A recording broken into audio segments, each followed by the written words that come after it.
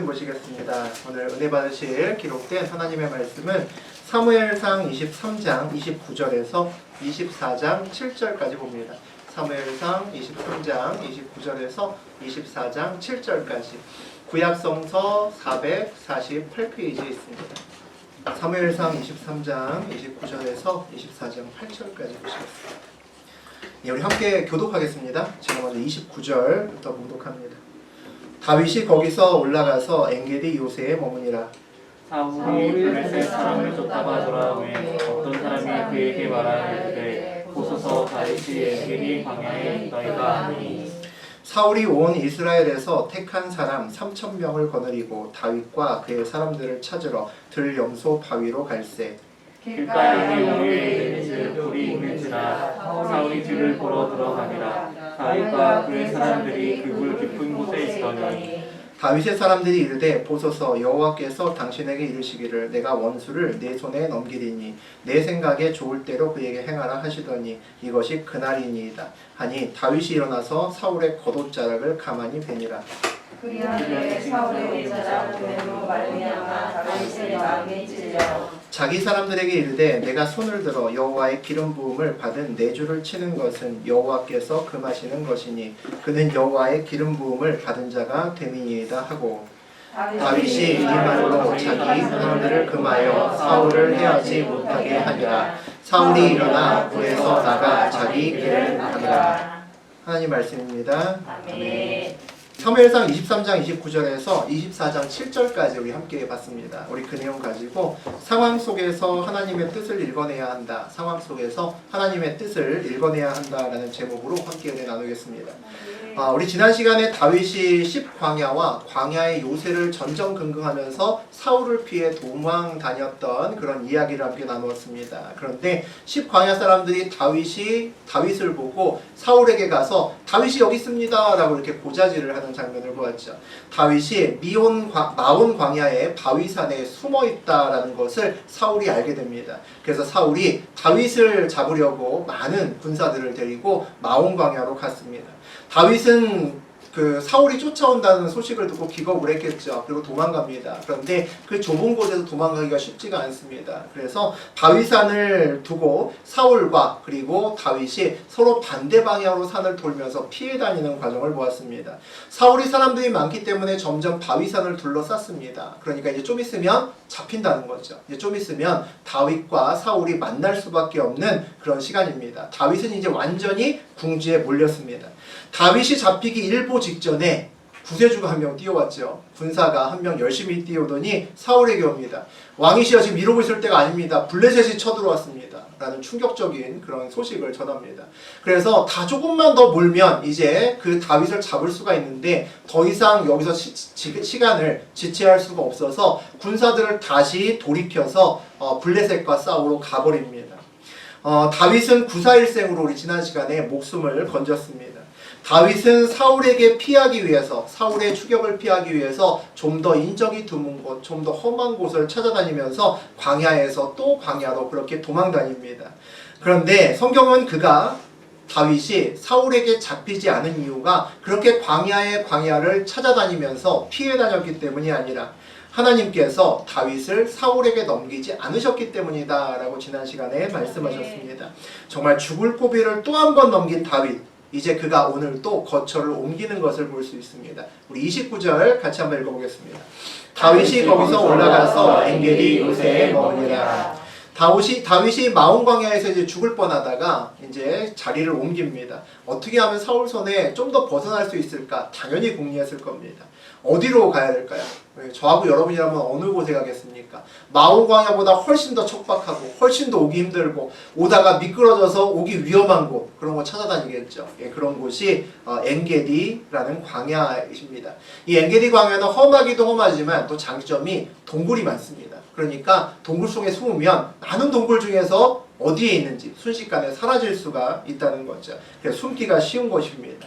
마온 광야보다 더 안전합니다. 꼭꼭 숨어서 머리카락 보이지 않는 그런 곳으로 오늘 다윗이 다시 도망을 갑니다. 오늘도 광야를 벗어나지 못하고 또 다른 광야, 또 엔게디 광야로 도망간 것을 볼 수 있습니다. 험난한 인생길이죠. 우리 24장 1절 읽어보시겠습니다. 사울이 블레셋 사람을 쫓다가 돌아오니 어떤 사람이 그에게 말하여 이르되 보소서 다윗이 엔게디 광야에 있더이다 하니 다윗이 꼭꼭 숨으며 10광야에서 마온 광야로 또 다시 엔게디 광야로 옮겨 다니는 것을 볼 수 있습니다. 더 멀리 더 험한 곳으로 도망갔음에도 불구하고 어떤 사람이 또 사울에게 갑니다. 그래서 다윗이 엔게디 광야에 있더이다 라고 또 이렇게 말을 전합니다. 아무리 숨기 좋고 아무리 험한 곳으로 가도 이제 소용이 없구나 라는 생각이 듭니다. 이제 사울은 가만히 있어도 전국에 있는 여러 사람들이 와서 계속해서 다윗이 어디 있습니다. 다윗이 여기 있습니다. 라고 이렇게 소식을 전해줍니다. 이런 모습을 보면 야 이제 다윗이 더 이상 도망갈 곳이 없구나 라는 생각이 들기까지 합니다. 사울이 블레셋과의 전쟁에서 블레셋을 쫓아버리고 그리고 다시 돌아옵니다. 다시 돌아왔다는 이야기는 승리했다는 이야기죠. 사울은 더 이상 기도하지 않는 사람입니다. 그리고 상황을 보면서 판단하면서 사는 사람이죠. 그럼에도 불구하고 사울은 계속해서 이깁니다. 적이 올 때마다 그를 무찌르고 돌아옵니다. 우리는 삶에서 위기나 위험을 만나면 이게 왜 왔지? 내가 혹시 잘못한 거 있나? 라고 고민합니다. 그런데 삶에서 승리가 오면 고민하지 않습니다. 그런데 오늘 장면을 보면 우리 삶에서 승리가 오고 좋은 일이 와도 고민해야 되겠다라는 생각을 할 수가 있다는 거죠. 내 앞에 있는 승리가 어떤 의미인지 알아야 된다는 겁니다. 내가 하나님의 길을 믿음으로 굳게 서서 걷기 때문에 하나님의 이 승리를 나에게 주신 것인지 아니면 하나님께서 그냥 당신의 뜻을 행하고 있는데 내가 우연찮게 그 영향력 안에 있어서 이스라엘이라는 배에 타고 있어서 그 승리의 잔을 같이 들고 있는 것인지를 구별할 수 있어야 된다는 거죠. 사울이 블레셋을 몰아낸 것은 하나님이 사울의 믿음과 상관없이 이스라엘을 블레셋으로부터 구원하고 지키겠다라는 의지가 강하셨기 때문입니다. 이 전쟁은 사울이 이끌지 않아도 다른 사람이 이끌어도 얼마든지 승리할 수 있는 그런 전쟁이었기 때문이죠. 사울은 이 전쟁에 승리를 한 다음에 무엇이라고 생각했을까요? 아직도 하나님이 내가 왕이 되는 것을 좋아하시는구나 라고 생각했을 겁니다. 다윗의 위치를 알려주는 사람들을 계속 맞이하면서 무슨 생각했을까요? 하나님께서 다윗을 내 손에 붙이시는구나 라고 생각했을 겁니다. 아직 나를 버리시지 않은 거야 라고 확신할 수도 있었다는 거죠. 그래서 상황 속에서 하나님의 뜻을 분별하는 것은 위험하다라고 볼 수 있습니다. 그래서 상황 속에서 우리는 늘 하나님의 뜻이 이 상황과 같은지 다른지를 늘 분별해야 됩니다. 그것이 어렵지만 또 중요한 일이라는 걸 알 수 있는 거죠. 우리가 상황 앞에서, 문제 앞에서 하나님의 뜻이 어디 있나를 보기 전에 먼저 알아야 되는 것이 있습니다. 내가 하나님의 길을 올바르게 걷고 있나를 보셔야 됩니다. 내가 하나님의 길을 걷고 있지 않을 때 그때도 하나님의 뜻을 물을 수가 있습니다. 그때도 기도할 수 있다는 얘기죠. 그때의 기도는 무슨 의미가 있을까요? 단순히 내 앞에 있는 일의 성공과 실패를 묻는 것입니다. 하나님 이거 성공하겠습니까? 이 일하면 돈 많이 벌까요? 이거 하면 잘 될까요? 그거 묻는 것에 지나지 않다고 볼 수 있죠. 그러면 우리가 그 기도를 할 때 하나님의 답변은 뭐라고 하실까요?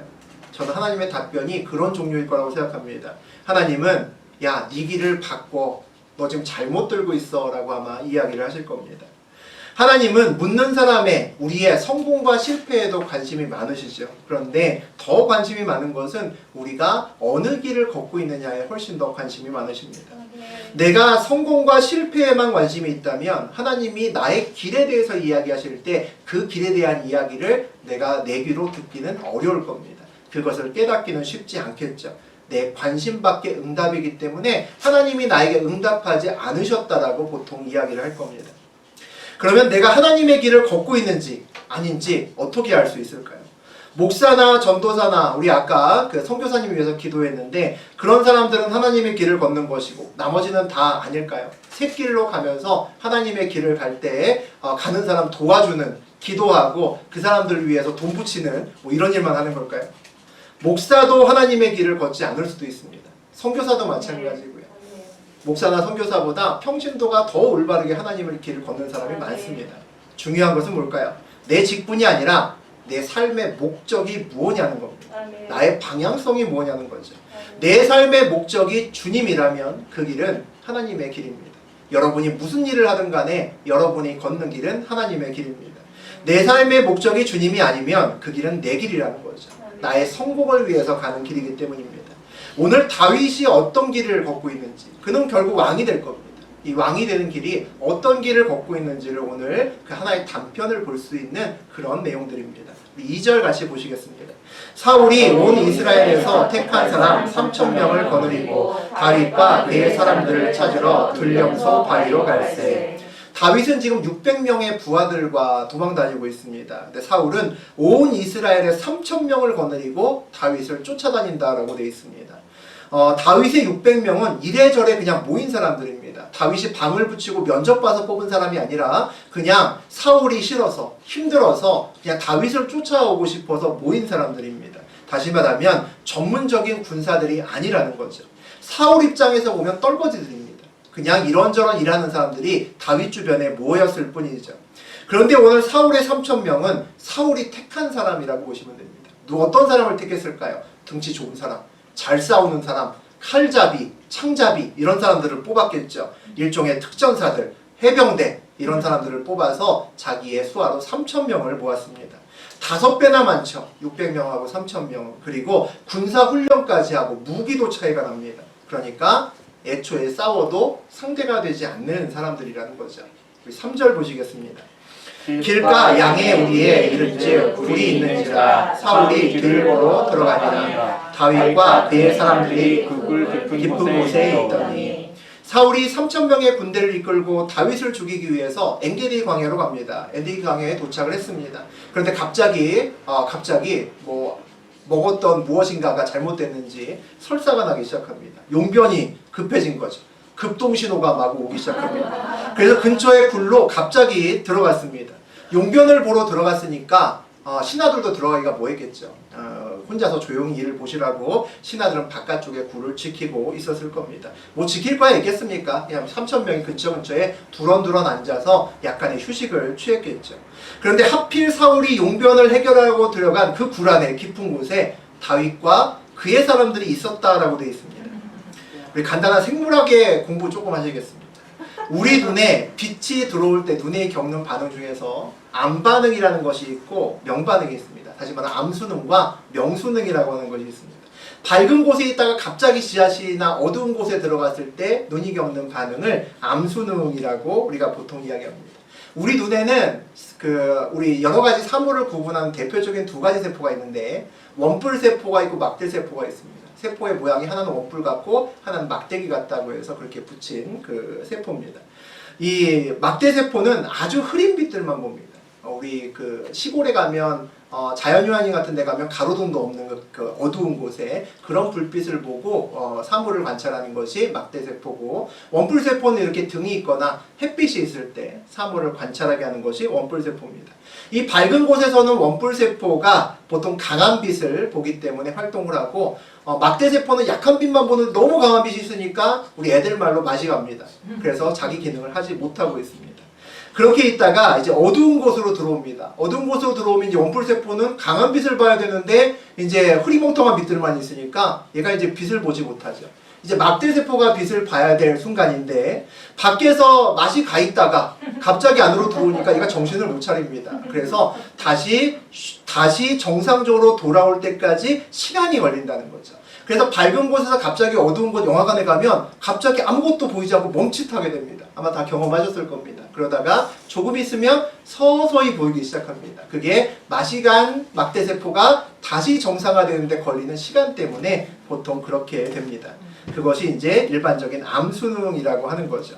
다시 우리 이야기에 적응하게 보게 되면 밝은 바깥쪽에서 어두운 동굴로 들어온 사울은 암수능 중입니다. 아무것도 안 보인다는 거죠. 깜깜합니다. 그런데 어두운 곳에 원래 있었던 다윗은 막대세포가 싱싱하게 살아있기 때문에 뭐합니까? 환하게 보고 있습니다. 아, 들어왔구나. 쟤 누구지? 보니까 오, 사울이네. 이러고 보고 있는 겁니다. 이거는 하나님이 주신 절호의 기회라는 거죠. 전쟁을 하는데 무기도 중요하죠.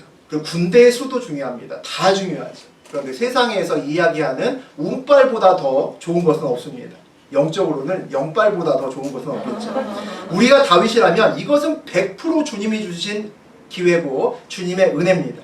저라면 사울을 보았을 때 아, 하나님이 오늘 사울을 내 손에 넘기셨구나 라는 생각이 감동이 들어올 겁니다. 할렐루야 외치고 싶지만 사울 때문에 차마 외치지 못하고 속으로만 웃겠죠. 저 같으면 흥분해서 그런 기도를 할 겁니다. 하나님, 사울을 변비로 만들어 주시옵소서. 그래서 충분한 시간을 주셔야 됩니다. 한 덩이 그냥 내려놓고 올라가면 곤란하잖아요. 좀 한참 한 10분 정도는 앉아 있어야 틈을 볼 수가 있죠. 그리고 적을 공격할 때 그를 내가 칼로 그의 생명을 어떻게 할 수 있다면 아마 그가 어찌저찌 하지 못할 순간을 노려야 될 겁니다. 아마 힘주는 순간에 가서 그때를 노려서 칼로 그 사람을 해야 한 방에 보낼 수 있겠죠. 타이밍을 노려야 될 겁니다. 동굴에 들어온 사울이 있습니다. 이것이 하나님이 주신 기회라고 할 수 있는 증거들이 너무 많다는 거죠. 엔게디에 셀 수 없는 많은 동굴이 있습니다. 그 동굴 중에서 사울의 군대가 다윗이 있는 동굴로 들어올 확률이 몇 프로나 될까? 그리고 엔게디에 있는 그 많은 동굴 중에 하나에 사울 혼자 들어올 확률은 얼마나 될까? 거의 없겠죠. 그것도 용변으로 무방비 상태로 앉아있을 확률이 몇 프로나 될까? 이건 아무리 봐도 거의 로또 복권에 가까운 확률입니다. 무방비 상태로 응가를 하고 있는 사울을 죽이기보다 더 쉬운 일이 어디 있겠습니까? 이 기회는 다시는 오지 않을 기회입니다. 이 싸움은 원래 600대 3000의 싸움이었습니다. 그것도 비정규군과 특공대 사이의 싸움이었죠. 그런데 지금 동굴에는 1대 600입니다. 상대가 안 되죠. 더군다나 그 한 명은 암수능 중입니다. 아무것도 안 보이죠. 장님입니다. 지금 들어온 사람이 사울이 아니라 그 옛날에 유명한 골리앗이더라도 쉽게 죽일 수 있을 겁니다. 용변 보고 있는 골리앗과 싸우는 600명. 이건 게임이 안 된다는 거죠. 고대의 싸움은 대장이 죽으면 끝입니다. 지금 사울을 죽이면 아마 전쟁은 끝날 겁니다. 사울을 죽이면 이제 다윗은 왕이 될 수도 있겠죠.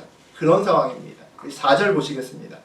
다윗의 사람들이 이르되 보소서 여호와께서 당신에게 이르시기를 내가 원수를 내 손에 넘기리니 내 생각에 좋은 대로 그에게 행하라 하시더니 이것이 그날이니이다 하니 다윗이 일어나서 사울의 겉옷자락을 가만히 베니라.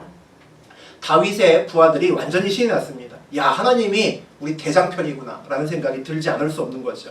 다윗의 사람들도 전부 다 흥분했습니다. 평상시라면 박수치고 난리가 났겠지만 다들 숨죽이고 있는 거죠. 마음속으로만 야, 드디어 기회가 왔구나 라고 눈이 반짝반짝거리고 있을 겁니다.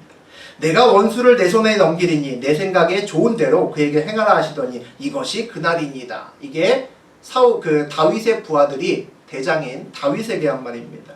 아마 과거에 어떤 선지자가 와서 다윗과 그의 부하들이 있는 앞에서 이런 이야기를 했던 것 같습니다. 하나님이 먼 훗날 다윗의 원수 사울을 다윗에게 넘길 것입니다. 이런 얘기를 했던 것 같습니다. 그 말을 다 들었다는 거죠. 그래서 하나님이 원수 넘기시겠다고 했는데 그날이 이날입니다. 다윗 이렇게 얘기하는 겁니다. 지금이 사울을 죽일 절호의 기회입니다. 다윗 장군 이번 기회는 2번 다시 오지 않습니다.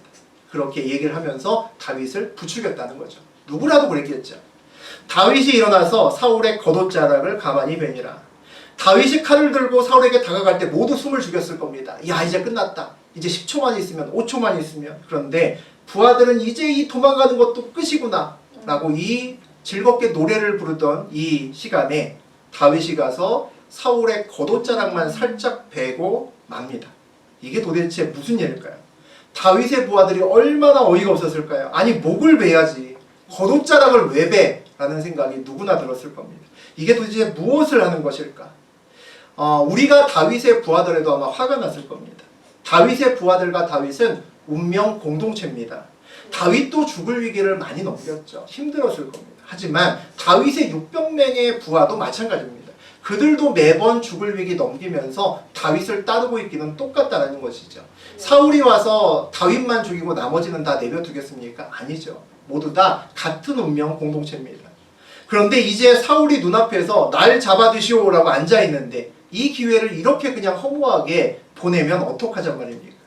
더구나 아무리 봐도 이것은 하나님이 100% 다윗의 편을 들어주기 위해서 만드신 기회가 확실하게 느껴진다는 거죠. 그 기회를 일부러 날리다니 이건 말도 안 되는 겁니다. 다윗이 착한 척하는 걸까라는 생각도 듭니다. 아니면 이전에 골리앗을 이겼을 때의 그 기분을 아직도 잊지 못하는 것 아닐까? 맘만 먹으면 사울을 언제든지 죽일 수 있다고 생각하는 거 아니야? 이런 생각이 들 수도 있습니다. 무협지에서는 대결할 때 고수가 하수에게 3합 정도 양보하고 들어가는데 그런 것도 아니겠죠. 도대체 지금 뭐 하는 걸까요? 혼자가 아니라 600명의 생명이 다윗의 손에 있음에도 불구하고 다윗은 오늘 굉장히 이상한 짓을 합니다. 우리 5절과 6절 보시겠습니다. 그리한 후에 사울의 옷자락됨으로 말미암아 다윗의 마음이 찔려 자기 사람들에게 이르되 내가 손을 들어 여호와의 기름을 받은 내 주를 치는 것은 여호와께서 그만한 것이니 그는 여호와의 기름 부음을 받은 자가 됨이니라 하고, 다윗이 사울을 죽이지 않는 것뿐만 아니라 그 이제 7절에 보면 이제 부하들에게 얘기하는 장면이 나옵니다. 사울에게 절대 손대지 말라라고 명령을 합니다. 도대체 이유가 뭘까요? 오늘 본문을 보니까 내가 손을 들어 여호와의 기름 부음을 받은 내 주를 치는 것은 여호와께서 금하시는 것이다 라고 이야기를 합니다. 다윗이 사울을 죽일 수 없는 이유에 대해서 얘기를 하는데, 자기의 손으로 하나님의 기름 부은 종을 죽이는 것은 하나님이 금하시는 것, 하나님이 기뻐하시지 않아 라고 이야기를 합니다. 그는 여호와의 기름 부음을 받은 자가 됨이니라. 사울은 아직 하나님의 기름 부음이 끝나지 않는 사람입니다 라고 이야기를 합니다. 하나님께서 세우셨으니까 하나님이 심판하시겠다라는 거죠. 물론 얘기를 들으면 맞는 얘기 같이 느껴지기도 하지만 사실 그 상황에서 옆에 있는 사람이 들으면 절대로 이해할 수 없는 일입니다. 지금은 전쟁 중이죠. 사울이 살면 다윗은 죽을 거고 다윗이 살면 사울은 죽을 겁니다. 다윗과 600명이 살기 위해서는 사울은 반드시 죽어야 된다는 거죠. 지금의 사울을 죽일 처음이자 마지막 기회일 수 있습니다. 이 절호의 기회에 대장 다윗이 사울을 죽이지 않고 옷자락만 베고 온다는 것은 아무리 생각해도 있을 수 없습니다. 우리 7절 보시겠습니다. 다윗이 이 말로 자기 사람들을 금하여 사울을 해하지 못하게 하니라. 사울이 일어나 굴에서 나가 자기 길로 가더라. 결국 사울은 용변을 시원하게 보고 뒤처리 다 하고 아무것도 모른 채로 휘파람 불면서 동굴을 나갑니다. 지켜보는 다윗의 부하들이 얼마나 어처구니가 없었을까요? 이걸 도대체 어떻게 바라봐야 될까 고민됐을 겁니다. 원수가 죽을 위기를 그냥 넘기고 그냥 마음껏 걸어나가는 장면을 그냥 눈뜨고 보고 있다는 거죠. 잠시 후면 군사가 이 동굴로 들이닥칠 수도 있는데 말입니다. 그 동굴에는 사울의 똥냄새만 가득했겠죠. 이것을 어떻게 해석해야 될까요? 참 어려운 숙제가 아닐 수 없습니다. 사실 다윗은 자기가 못할 거면 은근히 부하를 시킬 수도 있습니다. 그런 위치의 사람이죠. 세상의 높은 자리에 있는 힘 있는 사람들 중에서 그런 사람들 많습니다. 내가 악하거나 더러운 일 하지 않기 위해서 아랫사람들 이용하는 사람 많습니다. 돈이나 자리를 미끼로 아랫사람들에게 껄끄러운 일 처리하라고 그렇게 시키는 사람이 많다는 거죠. 다윗 같은 경우에 얼마든지 은근슬쩍 부하에게 그렇게 시킬 수 있습니다. 대놓고 시키지 않아도 됩니다. 600명의 다윗의 부하들 중에 상당수는 사울왕을 정말 싫어하거나 또는 원수처럼 생각하는 사람들도 그 안에 있을 겁니다. 아, 나를 위해 사울을 죽일 자가 있으면 얼마나 좋을까 만 했어도 아마 여러 사람이 뛰어나갔을 겁니다. 아니면 아, 나는 도저히 못하겠네, 그대들 손에 맡기네 라고만 얘기를 했어도 누군가는 나가서 칼을 들고 가서 아마 사울을 해했을 겁니다. 그런데 그러지 못하게 명령을 했다는 거죠. 오늘의 이야기는 아주 간단한 스토리입니다. 그런데 해석이 어렵죠. 사울은 다윗의 생명을 빼앗기 위해 쫓아옵니다. 벌써 여러 번 죽을 고비가 왔지만 하나님의 은혜로 매번 다윗은 목숨을 건지고 있습니다. 그러다가 오늘 정말 절대절명의 그런 절체절명의 기회가 드디어 왔습니다. 다윗이 숨어있는 엔게디 동굴로 호의도 없이 용변이 급해서 사울이 왔죠. 두 번 다시 오지 않을 이 절호의 기회를 다윗은 그냥 놓쳐버립니다. 스스로의 의지로 놔버립니다. 두 눈 멀쩡히 뜨고서 사울을 죽이지 않습니다. 편안하게 동굴을 나가도록 그냥 내비둡니다. 이걸 어떻게 해석해야 될까요? 다윗이 사울을 죽이지 말아야 될 이유는 물론 많습니다. 현재 이스라엘의 왕이고 또 자기의 장인이기도 하고 자기가 사랑하는 친구 요나단의 아버지이기도 합니다. 사랑하는 아내 미가를 봐서라도 사울을 해치면 안 되겠죠. 특히 사랑하는 친구 요나단이 있습니다. 요나단은 다윗을 위해서 큰 목숨의 위험도 감수하면서 여태까지 다윗을 도왔던 사람입니다. 그리고 요나단과 다윗 사이에는 생명의 언약도 이미 했습니다. 다윗이 요나단의 그 식구들은 건드리지 않겠다라고 약속도 했습니다. 선대하기로 했습니다. 하지만 자기 생명보다 귀한 것은 없죠. 나머지 약속들이나 모든 것들 전부 다 내가 살고 난 다음의 이야기 아니겠습니까? 다윗의 생명을 빼앗으려고 달려드는 사울왕을 그냥 계속 그대로 둘 수는 없겠죠. 그러면 자기가 죽을 겁니다. 지금까지야 힘도 없고 능력도 되지 않았기 때문에 쫓겨다녔지만 절대절명의 기회가 왔으면 잡았어야죠. 복수를 해야 됐을 겁니다. 오늘 읽었던 내용 중에서 우리 4절과 5절 다시 한번 읽어보겠습니다. 다윗의 사람들이 이르되 보소서 여호와께서 당신에게 이르시기를 내가 원수를 내 손에 넘기리니 내 생각에 좋은 대로 그에게 행하라 하시더니 이것이 그날이니이다 하니 다윗이 일어나서 사울의 겉옷자락을 가만히 베니라. 그리한 후에 사울의 옷자락 뱀으로 말미암아 다윗의 마음이 찔려. 다윗이 처음부터 옷자락 베기 위해서 갔을까요? 여러분 어떻게 생각하십니까? 주변에서 다윗의 신하들이 보고 다윗도 똑같이 보고 있습니다. 사울이 들어온 걸 봤죠. 다윗이요 기회입니다. 하나님이 다윗에게 사울을 맡기시겠다고 이전에 다 들었지 않습니까? 지금이 그날입니다. 지금이 기회입니다. 가서 하나님의 말씀을 그대로 행하소서라고 이야기를 합니다. 그래서 칼을 들고 갑니다. 칼을 들고 갔을 때는 당연히 사울을 죽이려고 갔을 겁니다. 옷자락 빼기 위해서 위험을 감수하고 살근살근 걸어가서 옷자락 베고 온 사람은 아무도 없을 겁니다. 분명히 사울을 죽이러 갔었다는 거죠. 처음에는 사울을 죽이고 가까이 갔었는데 결국 사울을 죽이지 않고 그냥 옷자락만 베어왔다는 것은 처음에는 그렇게 생각하지 않았는데 마음이 바뀌었다는 겁니다. 마음이 바뀌었다는 거죠. 사울의 옷자락 뱀으로 말미암아 다윗의 마음이 찔려라고 되어 있습니다. 마음이 찔렸다는 것은 하나님이 기뻐하시지 않았다는 겁니다. 다윗의 손으로 사울을 죽이는 것을 하나님이 원하시지 않으셨다는 것을 다윗에게 알려주는 거죠. 다윗의 삶의 목적이 여러분은 뭐라고 생각하십니까? 사울을 제치고 왕이 되는 거라고 생각하십니까? 그러면 지금 굴에 들어온 사울을 100% 죽였어야 될 겁니다. 그리고 그 다음에 사울을 죽인 다음에 그의 절친, 그를 위해서 정말 헌신 봉사했고 목숨도 아까워하지 않을 정도로 좋아졌지만 요나단도 살려두면 안 됩니다. 정치란 건 그런 거죠. 지금 사울을 죽인 마당에 요나단 내비두면 언제나 항상 핵폭탄을 안고 가는 것과 같습니다. 요나단이 더군다나 다윗보다 왕권의 사울 다음의 왕위에 더 가까이 있는 사람입니다. 당연히 죽여야 될 겁니다. 아니면 사울을 피해서 목숨을 부지하는 것이 다윗의 지금 목적일까요? 왕이 되고 싶지도 않고 그냥 맘 편히 자고 먹고 그냥 편하게 잠만 잤으면 좋겠다. 그게 목적이라면 그래도 사울은 죽여야 될 겁니다. 그러지 않으면 언젠간 자기 목숨을 가만두지 않을 것이기 때문이죠. 일단은 지금 사는 것이 먼저이기 때문입니다. 하나님 백성의 삶의 목적은 무엇입니까? 우리는 하나님이 삶의 목적입니다. 하나님의 뜻대로 행하려면 이렇게 하면 저렇게 되겠지. 그럼 저렇게 하면 저렇게 되겠구나 라는 생각을 버려야 됩니다. 내 발 앞에 등불을 의지해서 지금 현재 시간에 충실하려고 노력하는 것이 우리가 최선을 다하는 하나님의 뜻을 쫓아가는 방법입니다. 내가 판단하는 것이 아니라 하나님을 믿고 지금 순간에 충실해야 된다는 거죠.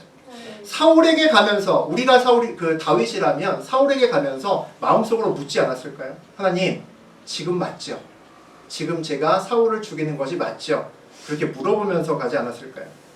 아마 대부분은 이렇게 결정적인 이익이 눈앞에 보이는 순간에는 그렇게 묻고 싶지 않을지도 모르겠습니다.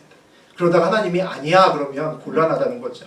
이렇게 좋은 기회를 그냥 날리고 싶은 사람은 아마 한 사람도 없을지도 모르겠습니다. 그리고 이 정도의 정황적인 어떤 증거를 우리가 눈앞에 본다면 굳이 묻지 않아도 이건 하나님 뜻이야 라고 해도 된다라고 생각하죠. 신앙생활을 하면 할수록 어떤 원칙이 있어야 된다라는 생각이 듭니다. 모든 것에 앞서는 대전제가 반드시 있어야 된다라는 생각이 든다는 거죠. 어떤 상황과 이권 앞에서도 모든 것에 앞서는 나의 신앙의 기준이 있는지 여러분에게 한번 자신 스스로에게 물어보실 수 있었으면 좋겠습니다. 먼저 내가 항상 고려하는 것이 있는지. 사람마다 좀 다를 수 있을 겁니다. 하나님도 서로 다르게 만났고 또 하나님과 동행했던 시간도 다르고 그 뜻을 묻는 방법도 다르겠죠. 저는 하나님을 만나고 난 다음에 어떤 결정을 할 때 대전제가 하나 있습니다. 응답이 없으면 움직이지 않는다. 그게 저의 대전제입니다. 회사를 그만둘 때도, 회사를 옮길 때도, 또 개척교회를 할 때도, 또 중요한 순간이 올 때마다 저는 그렇게 생각합니다. 응답이 없으면 그냥 그 자리에 있습니다. 제 방법이 꼭 옳은 것은 아니지만 신앙이 깊어질수록 여러분에게도 그런 움직이지 않는 대전제가 반드시 필요하다는 겁니다. 문제를 만나기 전에 어떤 문제이든지 간에 먼저 결단하고 들어가는 것이 있는지 또 그것이 무엇인지는 굉장히 중요합니다. 왜냐하면 내가 상황 봐서 결정하겠다고 생각하면 대전제가 무너지기 때문입니다. 그래서 반드시 확실한 대전제를 몇 가지는 가지고 항상 있어야 상황에 흔들리지 않습니다. 다윗의 삶의 특징은 목숨이 10개라도 모자라 보이는 그 삶에서 어떠한 순간에도 하나님을 놓치지 않았다. 이게 다윗의 가장 큰 장점입니다. 그래서 하나님께서 그 너무도 유명한 말이죠. 너는 내 마음에 합한 자야 라고 하는 칭찬을 해주셨습니다. 다윗의 별명이죠. 우리도 모두 다 그렇게 알고 있습니다. 얼마 전에 블레셋이 그일라에 쳐들어와서 도와달라고 했을 때 모든 사람이 다 반대했습니다. 사울의 쫓기는 이 신세에 지금 누굴 도와준단 말입니까? 말도 안 됩니다. 다 말렸습니다. 더군다나 그일라는 완전히 막힌 곳입니다. 잘못 들어갔다가 성문을 사울이 막으면 우리는 완전히 도가 되는 주입니다. 절대 안 됩니다. 그런데 다윗은 갔습니다.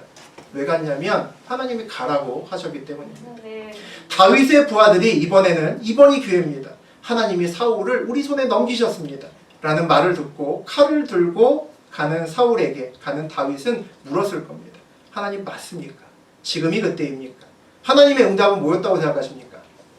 저는 침묵이라고 생각합니다. 아무 말씀 안 하셨습니다. 만약에 하나님께서 정확히 응답하셨다면 다윗이 부하들에게 그렇게 얘기 안 했을 겁니다. 하나님이 지금 사울을 죽이면 안 된다고 말씀하셨다라고 분명히 이야기했을 겁니다. 그런데 그렇게 이야기하지 않았습니다. 우리는 하나님이 아무 말 안 하시면 오케이 하신 거라고 생각합니다. 그 오케이라는 것이 내 뜻대로 해도 된다라고 생각하신 그렇게 하나님이 사인을 주셨다고 생각합니다. 아닐 가능성이 훨씬 더 높다는 거죠. 하나님은 이제까지 다윗을 말씀으로 인도하셨습니다. 때마다 다윗은 하나님께 계속 묻고 응답하면서 그렇게 한 발 한 발 걸어왔습니다. 우리가 다시 한번 생각해 보면 그런 하나님이 오늘 다윗에게 사울의 목숨을 넘기면서 아무 말씀 없이 상황만으로 응답하셨을 거라고 생각하십니까? 저는 아니라고 생각합니다. 이 생각이 떠올라야 된다는 거죠. 성경 밖에서 읽는 우리가 아니라 성경 안에 있는 다윗이 이 생각이 떠올라야 된다는 겁니다. 이게 정말 기회라면 하나님께서 다윗에게 이것이 기회야 라고 말씀하시지 않을 이유가 하나도 없다는 거죠. 아마 다윗이 묻기도 전에 하나님께서 말씀하셨을 겁니다. 엔게디 동굴에 가면 동굴에서 가면 아래에서 두 번째, 왼쪽에서 세 번째 동굴에서 기다려라. 오후 3시쯤 되면 사울이 응가를 하러 들어올 거야. 그럼 그때가 기회니까 그때가 사울을 내가 너에게 넘길 것이다. 이렇게 하나님은 얘기하셨을 겁니다. 왜냐하면 사무엘이 기억이 좀 오래전 얘기지만 사무엘이 사울을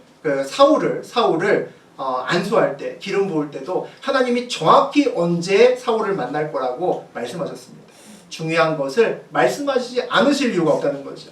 그가 사울의 옷자락을 벨 때 마음이 찔렸다는 것은 지금 사울을 죽이는 것이 하나님의 뜻이 아니라는 것을 하나님이 알려주신 겁니다. 다윗의 선택이 옳았다는 거죠. 왜냐하면 다윗이 사울의 옷자락을 벨 때 마음이 찔릴 어떤 이유도 없기 때문입니다. 세상적인 어떤 이유도 없죠. 사울을 죽여도 세상은 다윗을 비난할 수 없을 겁니다. 살기 위해서 자기를 죽이려는 사람을 죽였는데 누가 뭐라 그러겠습니까? 고대뿐만 아니라 지금도 누가 들어와서 흉기를 들어와서 나를 위협할 때 내가 그거에 저항하다가 그 사람을 죽이면 살인죄가 성립하지 않습니다. 정당방위라는 거죠. 고대는 말할 것도 없는 이야기입니다. 문제는 나의 이익과 생명이 왔다 갔다 하고 인생 역전을 할 수 있을 것 같은 상황이 내 눈앞에 있을 때 이것이 하나님의 뜻이 아닐 수도 있잖아. 의심할 수 있느냐는 거죠. 그 생각이 우리 머릿속에 들 수 있느냐는 겁니다. 이건 정말 쉽지 않은 겁니다. 상황을 뛰어넘는 믿음이 없으면 불가능한 이야기라는 거죠. 정말 주님의 뜻이 무엇인지 집중하면서 살지 않으면 놓치기가 쉽상이라는 겁니다. 오늘 다윗이 정말 놀랍다고 생각되는 것은 어떻게 자기를 죽이려는 원수의 옷자락을 베었는데 마음이 찔릴 수 있을까라는 겁니다. 더 놀라운 것은 마음이 찔릴 수도 있죠. 근데 그 순간에 그것을 느꼈다는 겁니다. 어마어마한 이익 앞에서 영적 센서가 꺼지지 않았다는 거죠. 대단한 겁니다. 그 상황에서도 주님의 뜻을 붙들려고 노력하고 있었기 때문에 그것이 느껴지고 그것이 알 수 있었다는 거죠. 어마어마한 이익 앞에서 영적인 센서가 꺼지지 않았다는 것은 정말 대단한 겁니다. 그 찔림이 또 느낀다고 해서, 내 마음에 찔림이 있다고 해서 손해볼 줄 알면서 그 마음에 순종할 수 있다? 이것도 어렵기는 마찬가지입니다. 아마 대부분은 순종하지 않을 겁니다. 눈 감고 모른 척 할 겁니다. 아, 난 못 들었어. 난 못 봤어. 정확지 않아. 그리고 내가 하고 싶은 대로 했겠죠. 이게 우리와 다윗의 차이 아닌가 싶습니다. 다윗의 정말 삶의 목적이 무엇인가를 우리가 알 수 있는 그런 장면이라고 저는 생각합니다.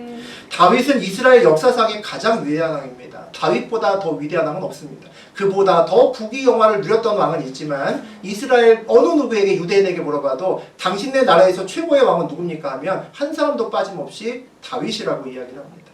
오늘 만약에 다윗이 사울을 죽였다면 그런 왕이 될 수 있었을까라는 질문을 던져보고 싶습니다. 우리는 상황 속에서 복잡한 삶의 자리에서 하나님의 뜻을 읽어낼 수 있어야만 됩니다. 그 뜻을 분명히 읽어내기 위해서 우리의 삶의 목적부터 돌아봐야 된다는 거죠. 우리의 삶의 목적이 반드시 주님이어야 됩니다. 내 삶의 목적이 성공과 실패라면 기도해도 하나님의 뜻을 삶의 자리에서 온전히 읽어내지 못할 수 있습니다. 오늘과 같은 상황에서 사울에게 다가갔다가 옷자락만 베고 다윗처럼 돌아오지 못할 수 있다는 거죠. 오늘 다윗의 이야기를 보면서 상황으로 하나님을 판단해서 일을 그르치는 경우가 굉장히 많겠구나라는 생각이 듭니다. 상황 속에서 하나님의 뜻을 읽어내기 위해서 상황을 맞이하기 전에 우리가 정하고 들어가는 우리의 신앙의 기준이 있어야겠다라는 생각도 듭니다. 내 삶의 우선순위를 분명히 하게 하는 신앙의 원칙을 가지고 내가 살아가야 된다는 거죠. 임마누엘 교회 모든 지체들이 주님이 나의 삶의 목적입니다 라고 고백하시는 그런 신앙인들 되셨으면 좋겠습니다. 삶의 자리에서 모든 상황 속에서 다윗처럼 하나님의 뜻을 명확히 읽어낼 수 있는 영적인 민감함을 가지고 있기를 주의 이름으로 축원드립니다. 복잡한 이권 사이에서 영적 센서가 꺼지지 않아서 하나님의 자녀답게 하나님의 뜻을 붙들 수 있는 저하고 여러분 되셨으면 좋겠습니다. 그래서 올해 표어처럼 돋는 햇살 같은 의인의 길을 걸을 수 있는 2020년도 되시기를, 또 나머지 여러분의 인생길 되시기를 주의 이름으로 축원드립니다. 예, 우리 말씀.